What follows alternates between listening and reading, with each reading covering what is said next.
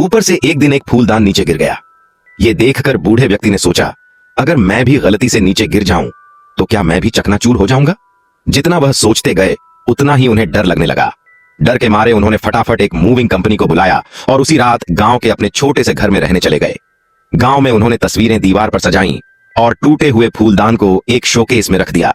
लेकिन जब वह सीढ़ियां चढ़ रहे थे, उनके हाथ से एक किताब गिर गई। किताब को जमीन पर बिखरा देखकर उनके मन में फिर से डर बैठ गया।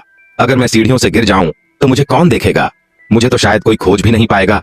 डर से घबराकर उन्होंने फैसला लिया कि वह इस घर को भी छोड़ देंगे। इस बार उन्होंने एक और शहर में एक मंजिला घर खरीद लिया।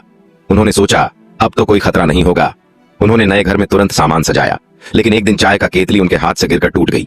केतली के टुकड़ों को देखकर फिर उनके मन में वही डर जाग उठा, अगर मैं अकेले इस घर में मर जाऊं तो शायद मेरी लाश को भी कोई न देखे। इस डर से वह कुर्सी पर बैठ गए, लेकिन कुर्सी पीछे की दीवार से टकराई और उनकी फोटो का फ्रेम नीचे गिरकर टूट गया। फ्रेम के टूटे कांच को देखकर उन्होंने सोचा इस घर में रहना ही बेकार है। वह जल्दी से बाहर जाने लगे, लेकिन गलती से उनके पैर फिसल गए और वह बगीचे के फूलों में जा गिरे। गिरते ही उन्होंने सोचा अब तो मेरा अंत हो गया। लेकिन जब वह उठे तो उन्होंने पाया कि उन्हें कुछ नहीं हुआ है। यह देखकर उनका सारा डर खत्म हो गया। टूटे हुए फूलदान को देखते हुए उन्हें महसूस हुआ कि वह 90 साल के बच्चे जैसे हैं। थोड़ा सोचने के बाद उन्होंने फूलदान को तोड़ दिया और फूल को बगीचे में पेड़ की तरह बो दिया।